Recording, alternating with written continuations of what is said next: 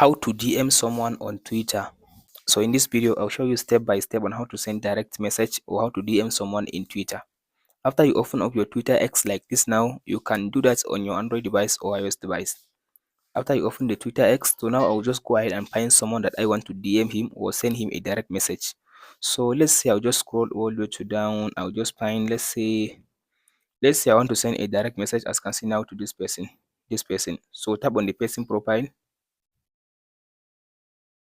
So after you open up the person profile, as you can see now, if you want to send a direct message to this person, so now you can tap on this. As you can see now, this inbox icon, you can tap on it.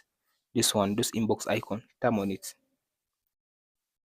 So after you open this inbox icon, as you can see now, it will take you to this option. So here you can just send audio message. Here you can send video or picture, and here you can type message. So I'll just type like this message. So after you type this message like this, so you can tap on this send button.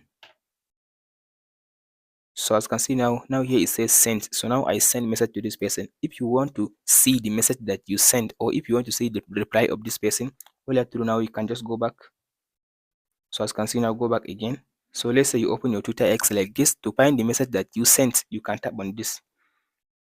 As you can see now, you can tap on the inbox section.